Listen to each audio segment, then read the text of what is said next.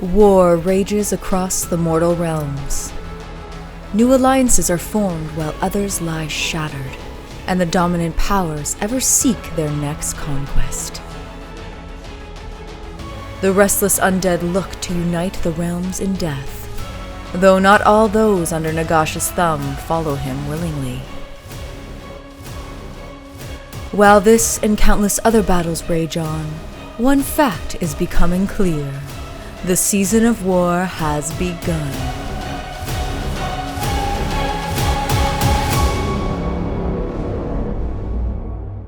Hello and welcome to Season of War! Tonight we're excited to bring you another game of Age of Sigmar. Here, another epic clash, but a big death-on-death matchup tonight. Voted on, chosen by our premium members. You were bringing out your Nighthaunt, Alex. Yep. New sub-faction. And my army was voted to be the Ossiarch Bonereapers, so again, good death-on-death clash here. We'll see who Nagash's favored really is. Yeah. But just before we jump into things, I want to say a big thank you to all our premium members. You guys are the backbone of the channel, make all the content and everything we do possible. So thank you so much. And if you're interested in extra content and a bunch of other fun perks, you can check out our membership, help support the channel if you enjoy what we do. But otherwise, I always want to give a big shout out to Printable Scenery and our game store partners, X Planet, which is local here if you're in Canada, and if you're in the States, you can check out Warpfire Minis.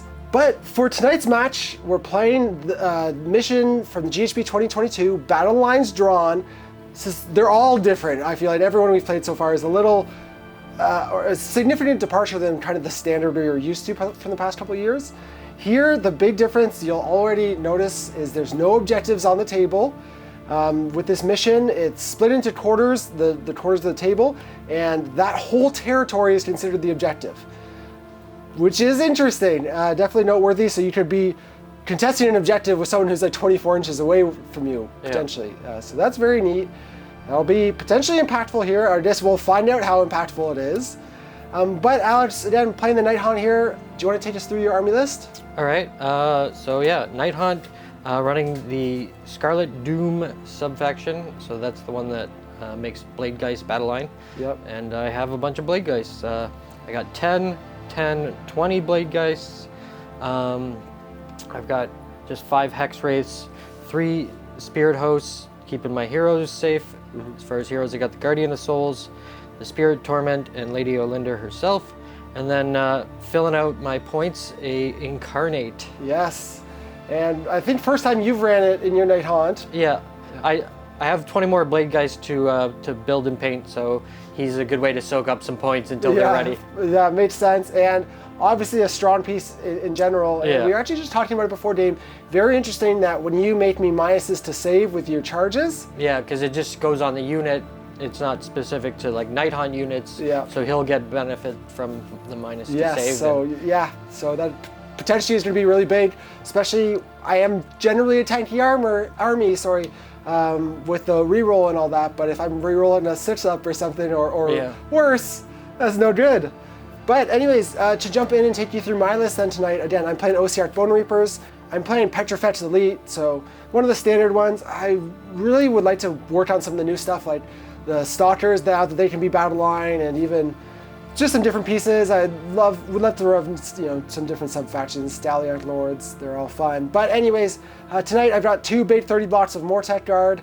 And those guys are in the Expert Conquerors Battalion, so each of those units count as 90 models on objectives, which is, again, they are Delation veterans, so, susceptible to bounty hunters, but we'll see if those bodies can hold up. And then I have another 10 Mortek filling out my battle line. With a unit of 2 Morghast who are there in the bounty hunters, so I do have some myself. And then I have Arcan for his amazing spellcasting. I have the Leash Travelos, who's my general with the subfaction artifact and trait. And then I have a Bone Shaper who's got an artifact to allow him to bring 3 models back to 2 units or double it down on 1 unit to bring 6 back, which is pretty good. And then filling things out with a Catapult, because we haven't seen one on the table, I think, this edition at all. So excited to bring one of those guys out again just for a little shooting threat. I've been wanting to for a little bit, so we'll see how it goes. And that's pretty much it, I think. I was 8 drops here to your 9, Alex, so I did outdrop you here because of that filthy Incarnate. It is going to give me the choice to determine who goes first. And actually worth noting, with this mission also, you're not allowed to remove and set up units again. So just want to point that out because it does affect the Nighthaunt, where you're bringing 3 units off. Yeah, I could pick 3 up and then set them back down on my first movement, but not in this mission. Yeah, so I think I'm okay with that.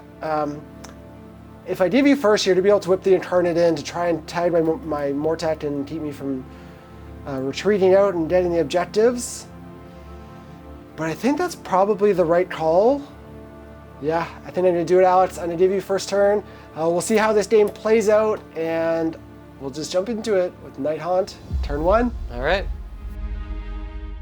The Nighthaunt battle tactic is against the odds. Lady Alinder fails heroic leadership, and Arcan uses relentless leadership. Lady Alinder casts Seal of Shaiish on the Bladegeist. The Guardian of Souls casts Shade Mist on the Bladegeist. The Guardian of Souls casts Mystic Shield on the Incarnate. Lady Alinder casts Arcane Bolt.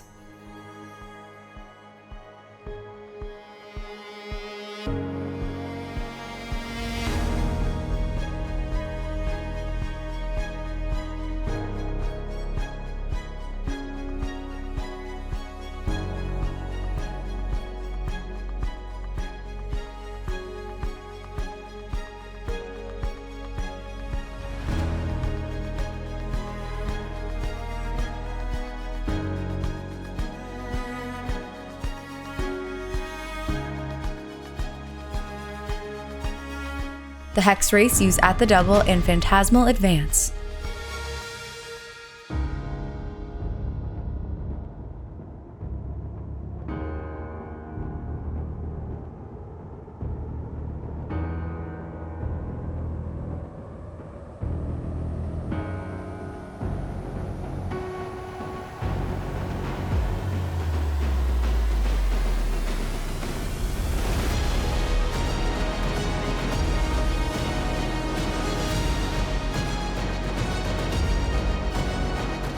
The Nighthaunt hold 2 and more objectives and complete their battle tactic for 5 points.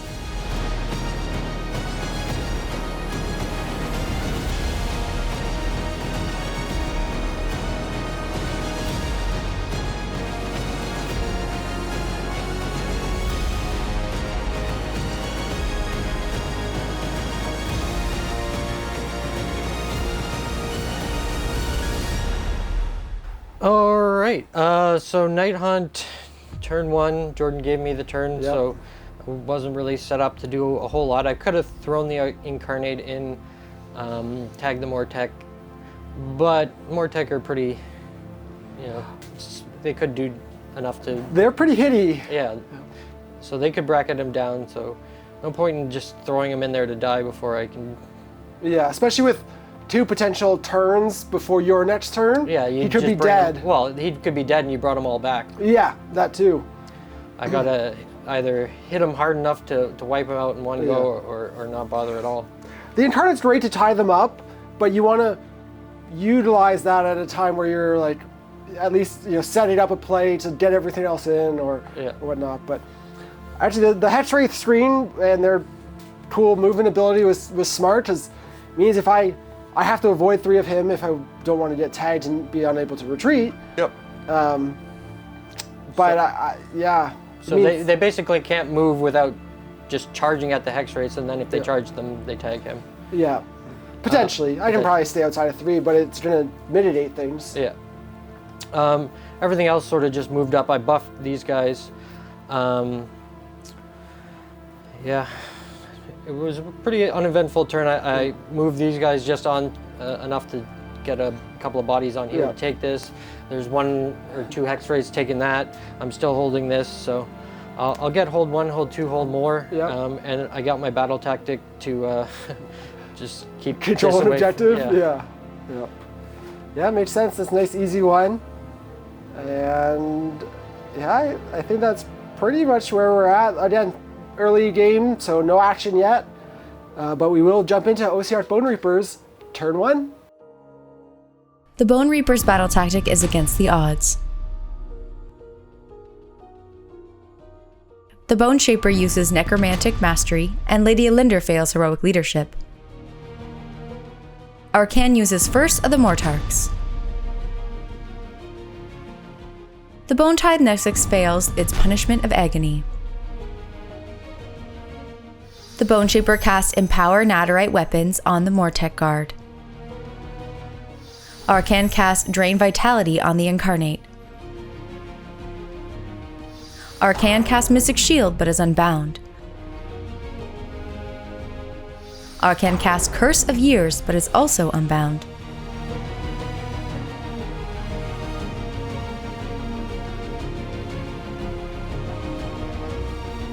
Two units of Mortech Guard use Unstoppable Advance.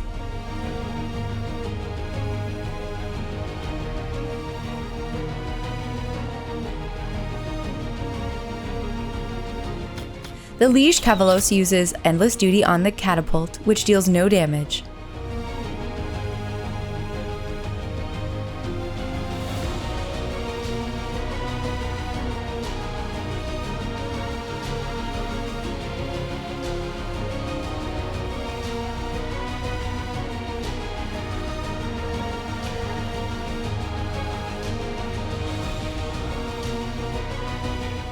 The Hex Wraiths use Discorporate.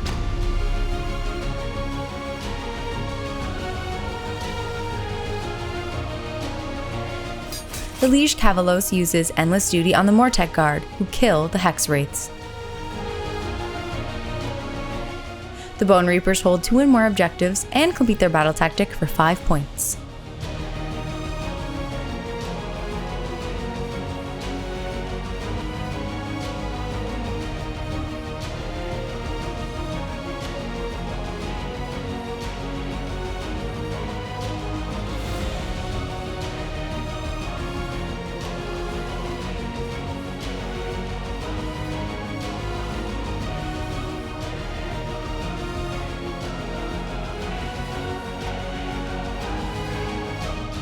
Alright, Bonereapers turn 1. Similarly, I guess there was a little more action on my turn. Namely, 30 Mortech, going with 91 attacks into some Hex Wraiths, and wasn't too surprised at the result there. No. But the Hex Wraiths did their job of protecting the Incarnate, because that could have been the Incarnate down a level. Yeah. And he would be stuck in combat with me too, which would, I wouldn't feel bad about, especially if I had to fight. I mean, he's gonna fight no matter what. But big things, I did try to mitigate some of the Incarnate's damage output at least. I put the reroll 6s to hit and save on them. That also helps me get through him with the Mystic Shield on him. And I failed though the 4-up to make him -1 to hit from the terrain piece, which would have been really helpful as well. Like, that would have crippled him between those two things, those two abilities, but only got the 1 off. And yeah, the Incarnate's obviously sitting in my face, but I did put bodies from all my Mortech units on the other objectives, so it's like, this unit alone gives me 60 bodies on that objective, so that's pretty spicy. Obviously, there's a lot of, everyone's talking about the downside to the Dilation Veterans, with the potential of Bounty Hunters doing 2 damage, and we will see at some point in this game how impactful that is, but right now that 90 bodies is a lot to shift. And otherwise I'll get my hold 1, hold 2, hold more now, and my battle tactic, because I hold my own objective with my catapult, and there's no enemy Dilation Veterans, so that's an easy one. And yeah, we're tie game going into priority here. Big ol' roll off. Yes sir, that's a 3. That's a 3. You win ties because I gave you first. So yeah, I'll definitely take the turn here.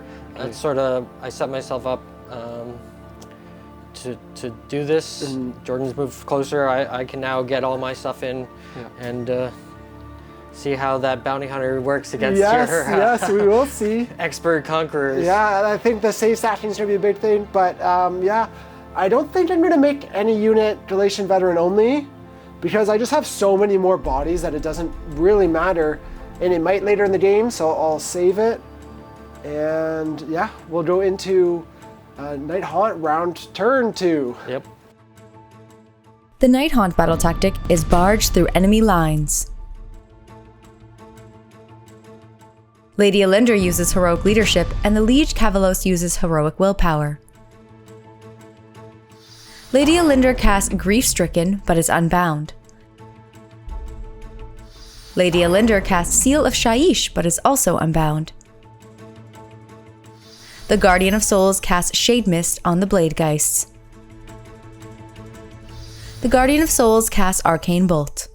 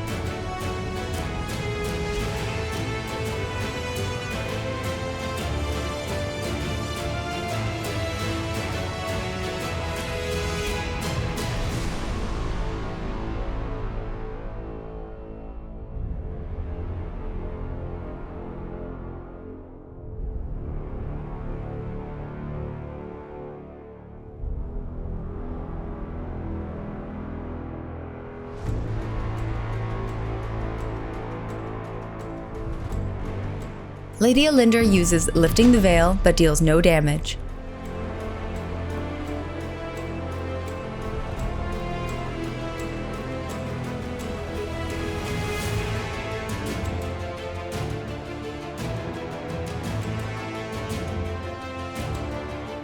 The Bladegeist deals 7 mortal wound from Vortex of Frenzied Violence and stun the Mortek.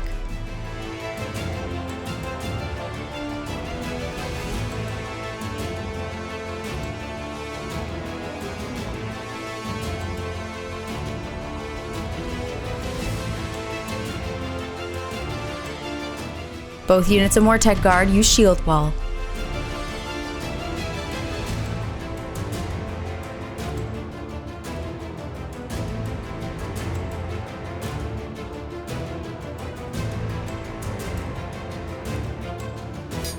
The Bladegeist use All-Out Attack and the Inspired Triumph and kill the Mortek Guard.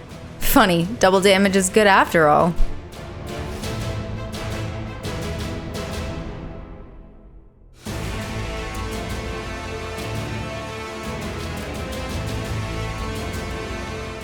The Mortek Guard deals 6 damage to the Incarnate.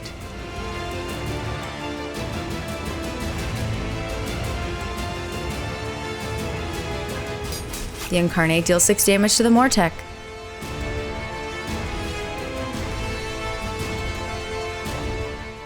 The Nighthaunt hold 2 objectives and complete their battle tactic for 4 points.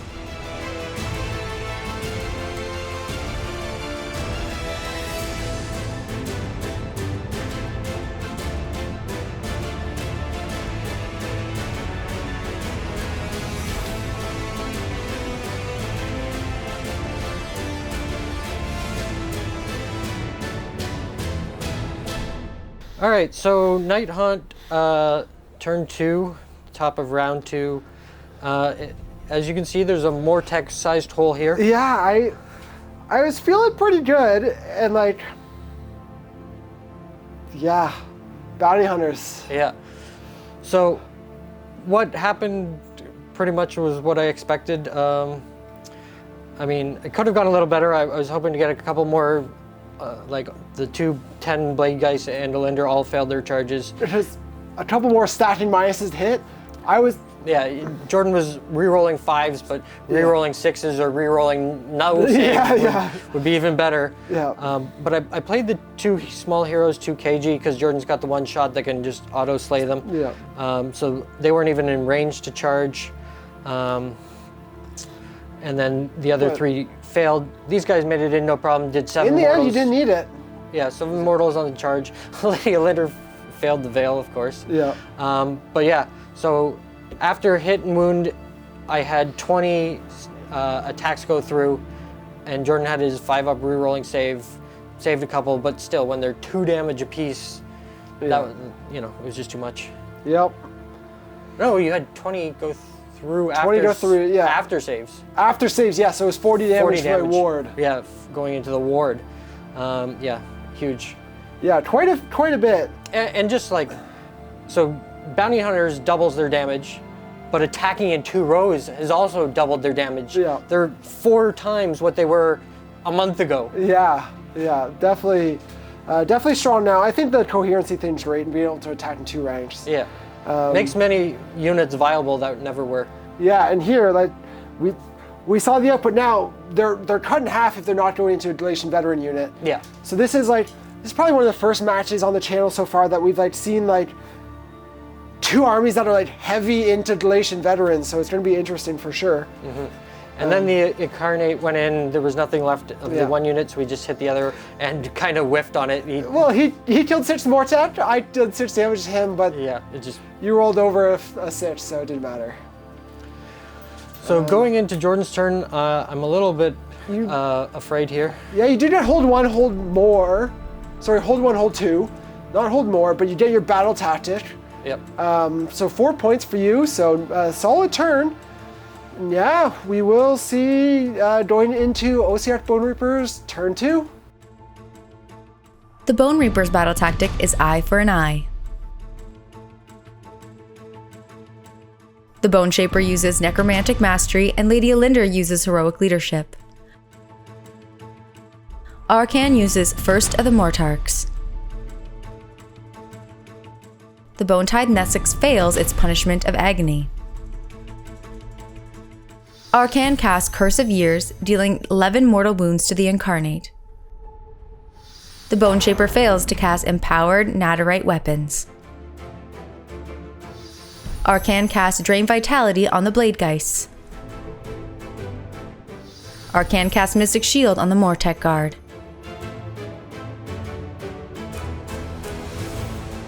The Mortek Guard use Unstoppable Advance.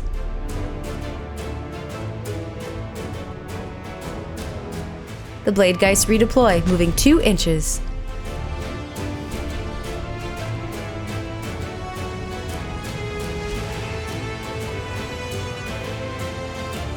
The Leech Cavalos uses Endless Duty on the Catapult, which deals 3 damage to the Bladegeist.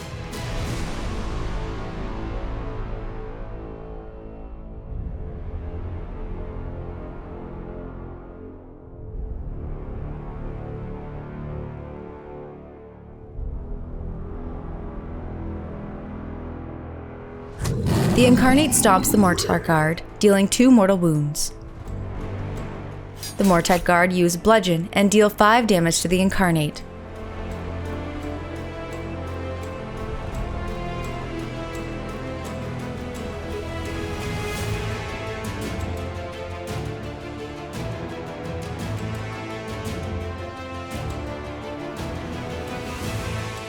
The Bladegeist deal 2 damage to the Liege Cavalos and 1 damage to the Morghast.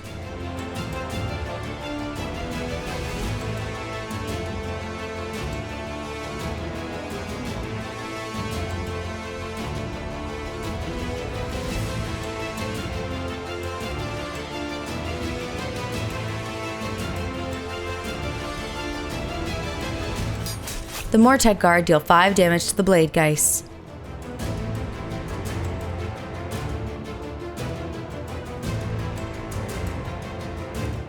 The Incarnate kills the Mortek Guard.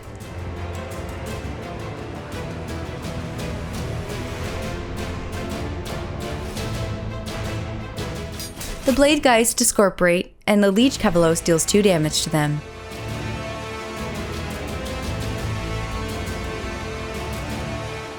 The Bladegeist deal 3 damage to the Mortek Guard.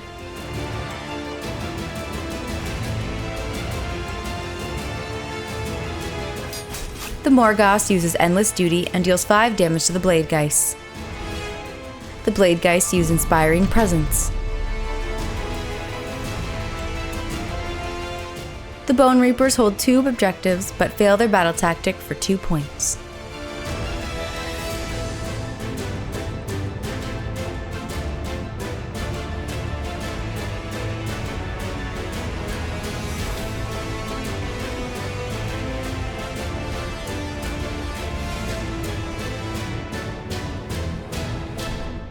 All right, so OBR turn 2? Turn 2. Not all I hoped and dreamed. Namely, I wanted to deal... There's so much I have to deal with, right? You put a bunch of threats in my face. The Incarnate is just a problem, but I managed to get a big Curse of Years off on that. 11 mortals? Yeah. Here's the thing. I don't know if at some point I just have to weather that storm, and if I had to put the Curse of Years here, I would have eliminated that unit, stored my battle tactic, which I failed because I didn't kill a unit. But it was kind of, that was the risk I wanted to take. I took that risk. Now actually, if you want to roll, you have to beat, if you beat 16, the Incarnate sticks around. That's a 6. 6. Oh. 2, you can't. So the Incarnate's going to go down a level. He is level 1 now, but he is in a dangerous position. I was hoping those Mortek were going to survive, but I didn't really use my RDP this round, as I could have used them better. I feel like I should have. I didn't need to do the +6 range. I just am so used to having more than I need, and I didn't have it for shield wall over here or over there actually, because I felt I needed it for the endless duty for the extra attack here. And yeah, that shield wall could have kept them around, kept the Incarnate over here, and I feel a little better about it. But now I think I need the priority. Otherwise, he's going into Arcane and potentially leveling back up if you win the turn, and that's nice. Bad news. I could have still potentially taken out those blade dice if I got a little luckier with like my catapult and the Morghast in there, but you were on a 5-0 ward save, so preventing a lot of it. And still ethereal, rerolling 6s, but still good saves. Killed 5 guys over there with the spear guys, and they're kind of my biggest hope right now. I'll be able to do some stuff if I get the turn here, but... Yeah, I think we're both hoping to get the turn here. Yeah, I think you're in a... I feel like I'm in a tough position if I don't, whereas I'm fighting even if I do, but here, we'll just jump into it. You're winning ties still. That's a 3. 4. Okay. So I will take it here again. Okay. Just keeping the turn order going first every round. Yep. Again, I don't think I need to do the fighting at whatever Galatian veteran thing. What is it? Hunting? Proving ground. Yeah. Nothing to gain out of it here. But yeah, all my units are Galatian veterans. So and the ones that my Galatian veterans are going to hold the objective anyways, no matter what, so it doesn't matter. But we will go into Nighthaunt, turn 3. I hope we see an OBR turn 3. Yeah. The Nighthaunt battle tactic is overwhelmed with dread. Lady Alinder fails to use heroic leadership, and Arcan uses their finest hour. Lady Alinder returns 4 Blade Geists to each unit from No Rest for the Wicked. The Guardian of Souls casts Shade Mist on the Blade Geists. The Guardian of Souls casts Spectral Lure but is unbound. Lady Alinder casts Seal of Shaiish on the Blade Geists. Lady Alinder casts Grief-Stricken but is unbound.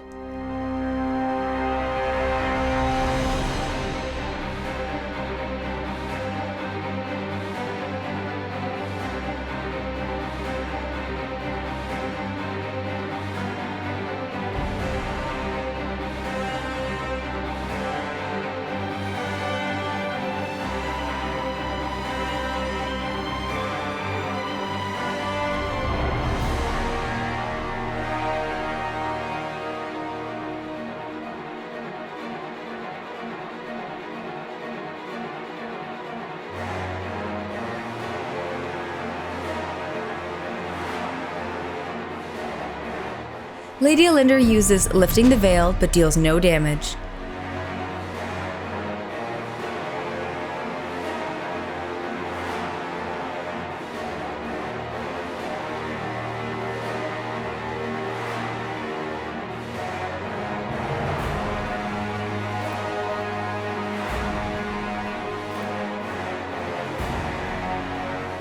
The Mortec guards suffer every wave of terror effect, including -3 to their save rolls. That fucking sucks.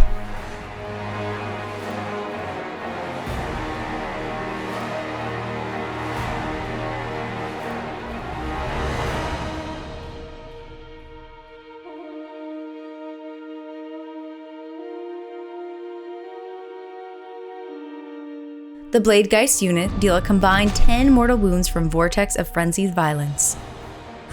The Incarnate stops the Morghast, dealing 1 mortal wound.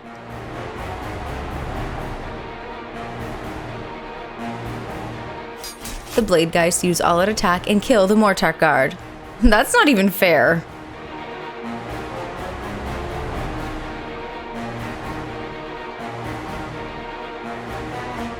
The Morghast uses Endless Duty and deal 9 damage to the Incarnate. The Incarnate kills the Morghast.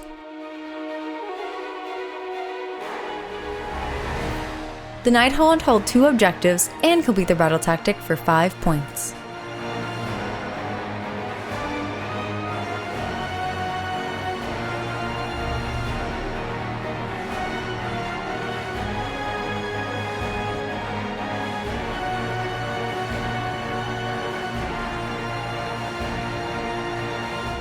Alright, so Nighthaunt turn 3, top of round 3. There's another Mortec-sized hole. Yeah, and I'm running out of room to keep my casualties on the side of the table. Yeah. So literally everything retreated and charged into this 30 Mortec over here. So I had like 36 Bladegeist between the 3 units.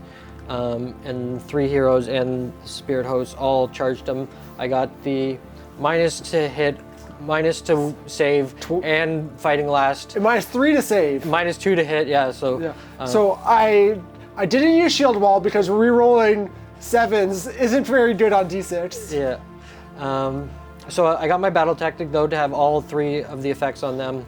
Yep. One of the Nighthaunt ones, which is not that easy to do even with this many charges, because it needs at least 1 yeah, 10 it's charge. kind of it's a gamble. Yeah, but I figured with 7 chances, I had a pretty decent shot at it. Yeah. So the Incarnate went in and killed the 2 Morghast, but there was a faux pas with that. So I got so excited to kill these 30 Mortec, just thinking, oh, the game's over at this point. I activated first with the Bladegeist, which absolutely did not because they were fighting last. So wasn't needed. Yeah, so Jordan put 9 wounds on the Incarnate, and now I got to roll to see if it dies or not. If he dies, I like win the double, I could have a shot in this game. Yeah. This could be a corn and Zinch all over. So let's see how it goes. 5. 5. I'm off to a good start. 11. Okay, he's alive. Well, that's unfortunate. It's looking bad for the Ossiarch Bonereapers here. I have 4 models left, literally just my heroes and catapult. Yeah, so don't get ahead of yourself, because the same thing, like I could have piled these guys in and killed the Bone Shaper, except that I put them into... First. You could have done everything else first, try to clear that, yeah. No, very good point. Here, with him not taking or going down a stage and dying, that does... make a big difference, but yeah, there's little else left to do. But we're gonna jump into a quick OBR turn 3, see if I can take down that Incarnate, just for pure spite and revenge. The Bonereapers' battle tactic is the Tithe's Demands. The Liege Cavalos uses their finest hour, and the Spirit Torment fails heroic leadership. Arcan casts Curse of Years but is unbound. Arcan casts Drain Vitality on the Incarnate. Arcan casts Mortal Contract on the Incarnate. The Bone Shaper casts Arcane Bolt.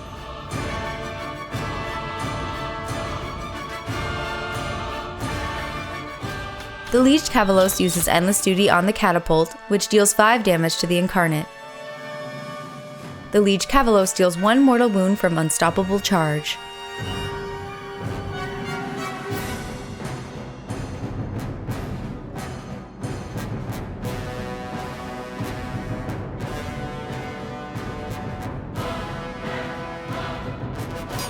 Arcan uses Bludgeon and deals 7 damage to the Incarnate.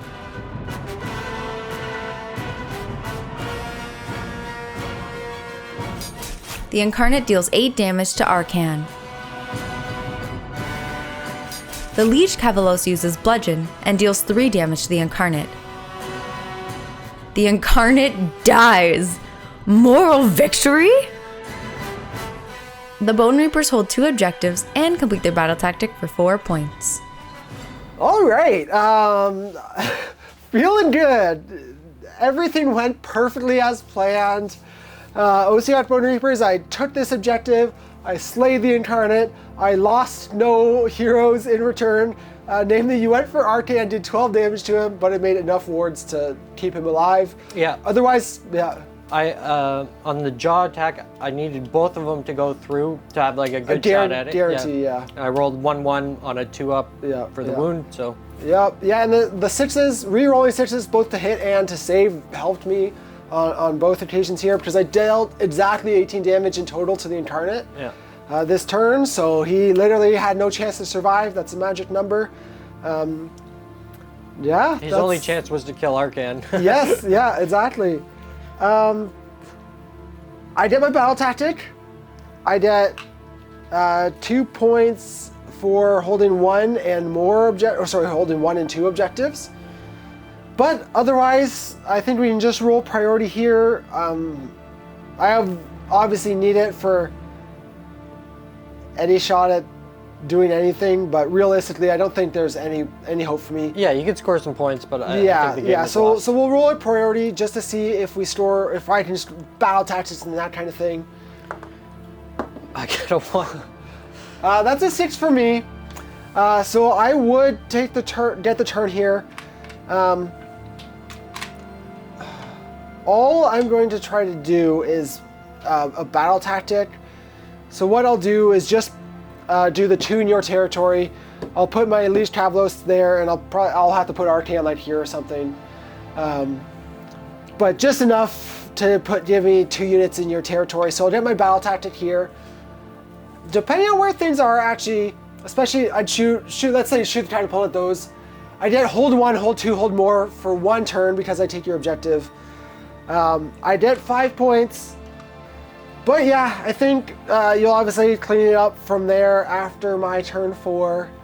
And yeah, so we learned, I guess one of the big questions, like a lot of talk about this edition or this GHB has been the bounty hunters versus Galatian veterans. Here we saw an army that has always relied on its core foot troop battle line.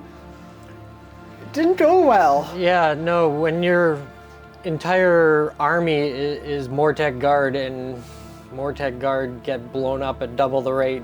Yeah, and not only, I think Nighthaunt now are exceptional at taking them down because of the save stacking or the negatives to save stacking, right? Yeah.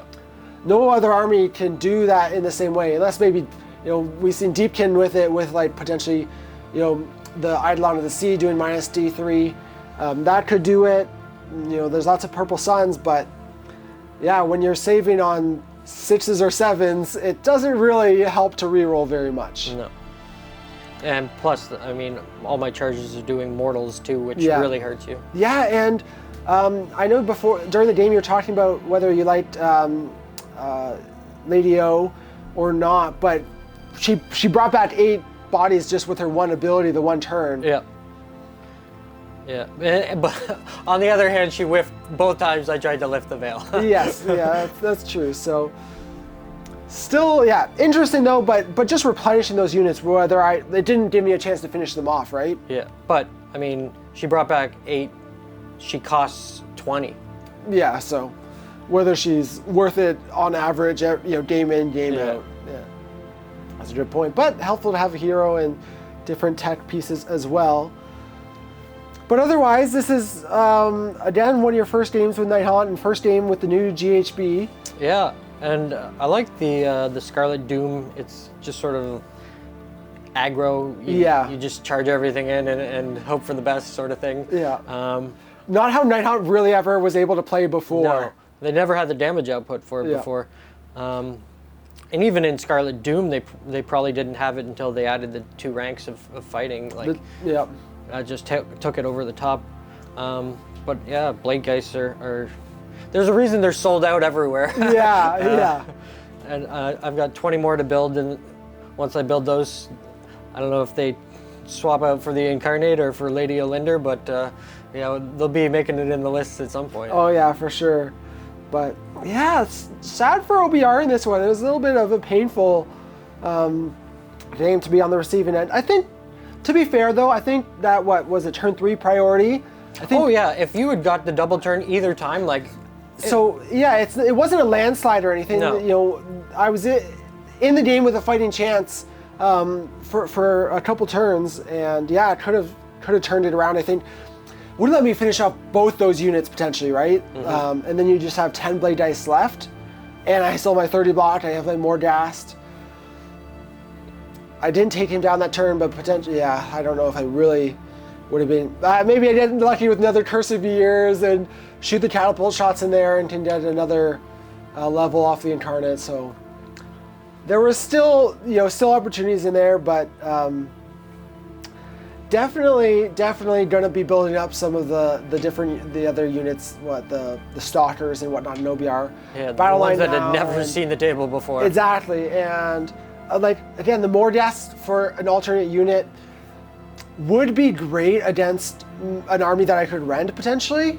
Yeah. But here, like, they just weren't doing enough. Even with the +1 damage, I got like 2 of 6 hits through, which was like pretty lucky to be fair, and 8 damage, and then I think you made 3 of the wards because you were on the 5-up at the time. So just they've never been a unit that really is actually dealing damage, you know, that you would need them to reliably.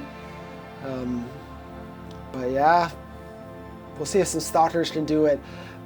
You gotta shy away a little bit from the Mortet at this point, I feel like. Maybe I'll get a chance to go back and look at... yeah, they're slow, so they can't pick their fights, and they're Galatian veterans, so they're sitting ducks. Exactly, yeah. And yeah, maybe looking back at Staliarch Lords is, from the start, was my favorite sub-faction, just because of the mobility, so maybe running some more horses and doing that because they're not Galatian vets, and I mean... But then you run into somebody who is, and yeah. you just get out-bodied. Yep, but I mean, I think there's still value in a unit of Mortek, or a couple. You just have to be able to screen them to help you dictate those matchups, right? Yeah. Even in Staliarch Lords, like Mortek Guard running and charging, like they can be pretty swift. And if you have like a unit or 2 of horses that in the certain matchups you can screen with one or the other, giving you options, is actually pretty enticing. Mm-hmm. And maybe some stalkers rather than the Morghast to help with some damage output. Because they've got a bunch of attacks, right? Yeah, and that would be good in bounty hunters because it's +1 to every attack. Yep. Oh yeah, for sure. And yeah, otherwise Arcan had a good game. You know, Curse of Years popped off at one point. These Cavalos did just buffing and command abilities and a little damage when he needed to. Catapult, I mean, as ever, maybe 5 damage a turn, which is all you can really hope for or expect, which is all right. Yeah, every once in a while it does more, but like, yeah, a lot of the time it does less. Yeah. But really, I think the big name of the game here was, the Mortek Guard, which were always the strong point of this army, and like, especially in this kind of a build. Now a bit of liability with the bounty hunters. So. Yeah, we'll see how that affects them going forward.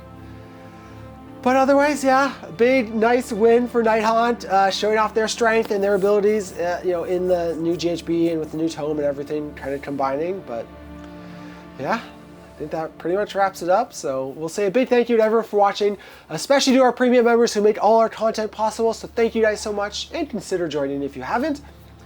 But without further ado, we'll see you guys soon in another battle report.